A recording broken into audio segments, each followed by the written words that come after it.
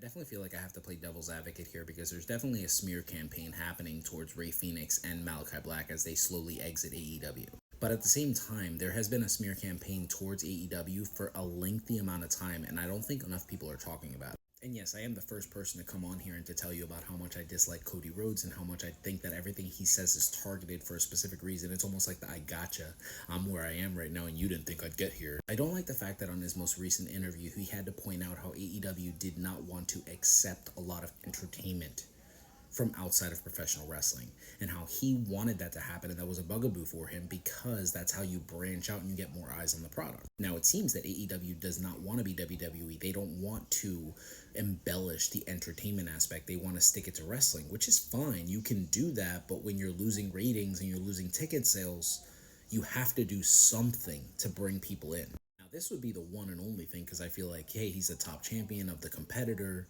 Him saying something like this on his way out, it feels like he's slowly but surely saying things about AEW after his exit. First with the CVV interview, now with this interview, it almost seems like eventually he's going to tell us everything. But now the Action Bronson stuff comes out where he felt like it was a cliquey, weird vibe backstage, and it almost feels like everything he said in that interview is 100% factual. If they're unwilling to accept entertainment and they're unwilling to accept athletes from all different walks of life, they're never going to expand. You can defend AEW all you want, but what we do have to realize is that they have the ability to be just as big as WWE if they did things correctly. Now, I find it odd that they tell you that they want to be different from WWE, that they want to be the alternative, yet business-wise, they do everything WWE does, see the Rey Fenix stuff. That is definitely something WWE would do, and for this company who spent a lengthy amount of time telling us we're not them, we are all about the workers and workers' rights, that's not really true, is it? Because if you were all about the workers' rights and the worker, you would have let Rey Fenix walk when he asked to.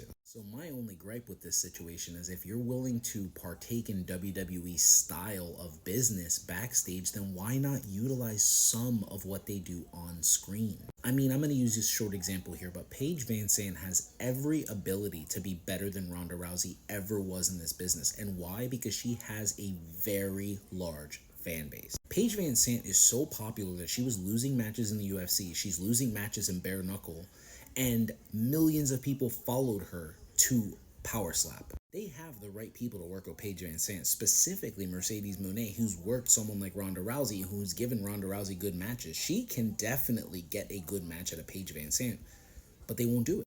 And as much as it pains me to admit this, Cody Rhodes was absolutely right in that most recent interview. There's definitely some sort of cliquey vibe backstage at AEW, and it shows.